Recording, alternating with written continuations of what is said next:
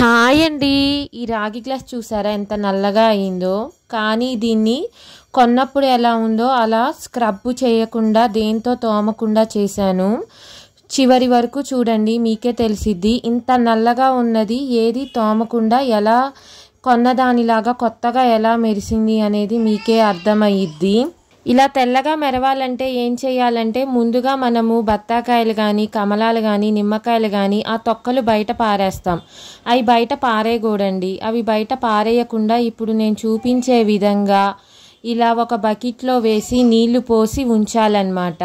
ఇప్పుడు దీంట్లో ఆ రాగి ఐటమ్స్ నల్లగా ఏమైతే ఉంటాయో అవి వేసి ఒక 3 days అసలు మూత పెట్టేసాయి. ఆ బకెట్కి అసలు మనం ఏం కదల్చకూడదనమాట. 3 days అలా వదిలేసేయాలి ఆ బకెట్ని. అయితే నారింజకాయ తొక్కలు కూడా పనికొస్తాయి. ఏదైనా సిట్రస్ ఫ్రూట్, పుల్లటి ఫ్రూట్స్ అన్నమాట, వాటి తొక్కలు ఇలా క్లీన్ చేసేస్తాయి. ఇప్పుడు మేము ఇంకా మూత పెట్టేస్తున్నాము చూడండి. అయితే ఒక్క రాగే కాదండి, సిల్వర్, ఇత్తడి, స్టీల్ ఐటము నీళ్లు పడి బాగా తెప్పగట్టుంటాయి కదా అవి, తుప్పు పట్టి ఉన్న రాగికి కూడా తుప్పు పట్టిద్ది కదా, ఆ తుప్పు కూడా పోయింది. 3 days అయిన తర్వాత మూత ఓపెన్ చేసామండి. ఇలా నురగలుగా కనిపిస్తుంది చూసారా.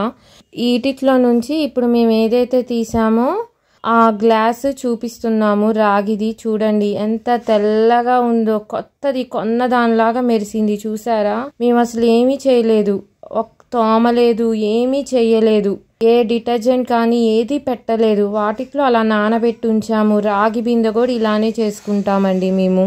అయితే మీకు గ్లాస్తో ఎగ్జాంపుల్ చూపించాను.